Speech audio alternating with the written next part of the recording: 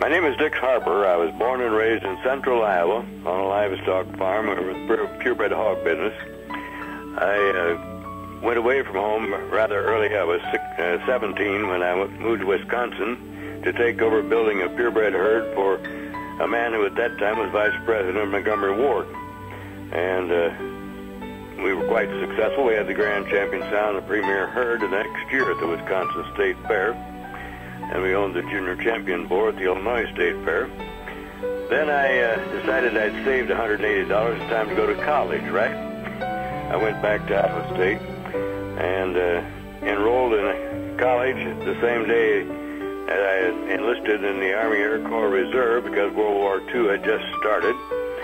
And I served in the Army a while, but I came home then to farm the last 2 years and help run the canning factory with German prisoners and Jamaicans. And then when I went back to Iowa State, I was looking for a typing job because I was a typist, but couldn't find a typing job. But the radio station manager said, "Come on in the studio. We're looking for somebody to play Uncle Remus tonight in a children's serial." And that's how I got into broadcasting. My farm background, I soon was doing market news and helping out with the farm programs on the station, as well as a lot of other activities. In fact, by the time I graduated, I was working 8 hours a day at the radio station and serving as a correspondent for WMT in Cedar Rapids. Then I was in the broadcast business in Kokomo, Indiana, Indianapolis, Indiana, WLS, Prairie Farmer Station in Chicago. And then I was talked into going into the advertising business to handle the broadcast advertising for clients like International Harvester and Monsanto. Later I had DeKalb and Elanco, and I did that for a good many years, I think about 19 or 20, and I was then invited to become part of a publishing company in Raleigh, North Carolina, and I published The Peanut Farmer, Florida Grower and Rancher, and The Tobacco Farmer, Blue Care Tobacco Farmer, among other magazines. And after 7 years of that, I was invited to go back into broadcasting, and I started my television career when I was 60. I worked till I was 70 for Capital Broadcasting in Raleigh. I also fed programs to stations in 5 states in the southeast, actually 6 states, because we had some in Alabama and Florida, as well as Georgia, South Carolina, North Carolina, and Virginia. My first job in agriculture communications was at WOI, the voice of Iowa State, in Ames, a fine, powerful little station, 5,000 watts at 640. We covered parts of about 9 states. I actually got a lot of mail from Missouri and North Dakota. That's probably the first one I mentioned was Chuck Wooster. Another one was Herb Blambeck at WHO, even though I never worked for him, but I knew Herb before he even went into broadcasting as a 4-H member in the 30s. And then along the line, George Bigger, who was one of the real founders of farm radio, and actually the first full-time farm broadcaster in the country, worked for KDKA in Pittsburgh, Frank Mullen. He later became an executive vice president of NBC and started the National Farm and Home Hour. Now, he was in college with my mother, and they were in some of the same classes, and I think he even dated her once or twice.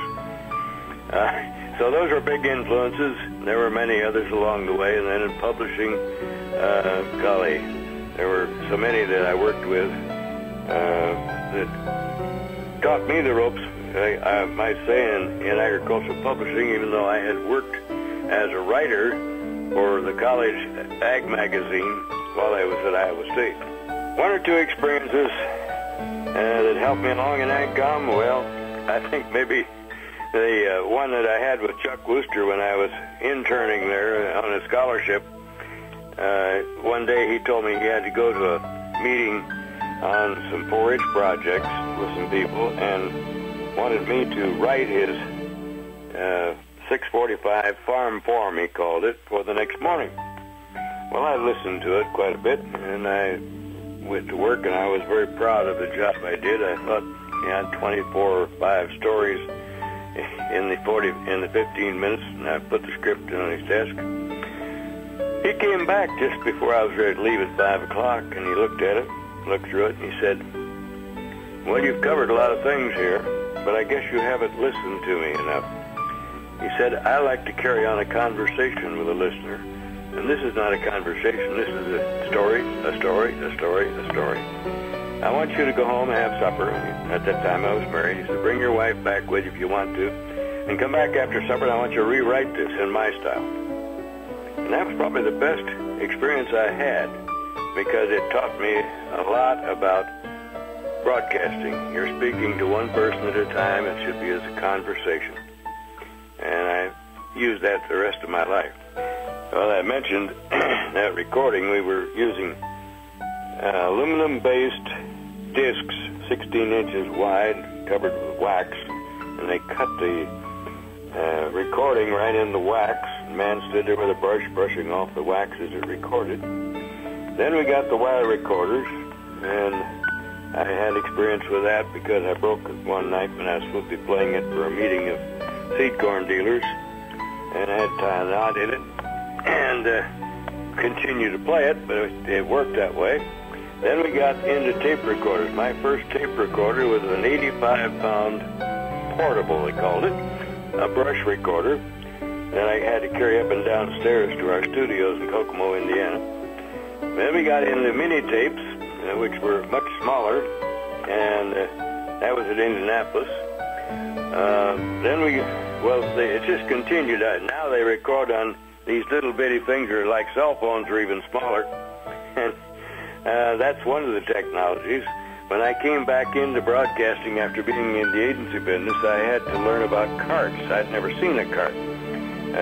We had carts for everything, and I'd take out these sound bites out of interviews, put them on carts, and I could do the broadcast any way I wanted with the sound bites in there.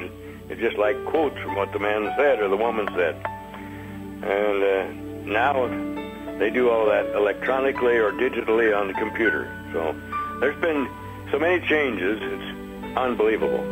The importation of butter from Red China. Of course, I had a number of the stories out of Washington, D.C., at the White House, starting with Harry Truman. I was there twice, and with President Eisenhower and Lyndon Johnson, various other people along the way.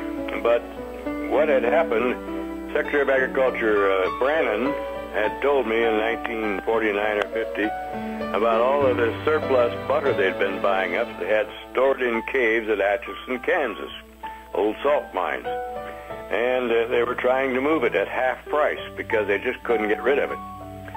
And about the time I got back, there was a story on the AP Wire about the longshoremen in Seattle, Washington, going on strike, refusing to unload a shipload of butter from Red China.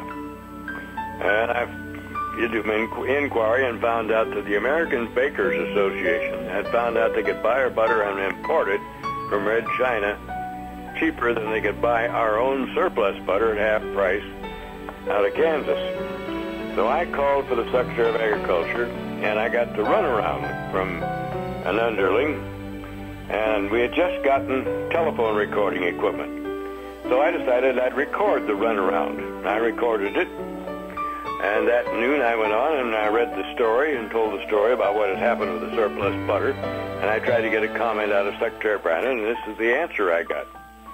And I played the recording of me getting the runaround from this official in Washington. And believe it or not, the word got back to Washington fast, because within an hour and a half, I got a phone call from the secretary personally to make up for the story. But probably that was my most exciting one, although there were many of them over the years. I would say the most interesting thing Ag Communications has taught me over the years was fill a need. Find out what is bothering the people in your audience and find answers for them and try to fill a need. We had droughts. I did drought specials.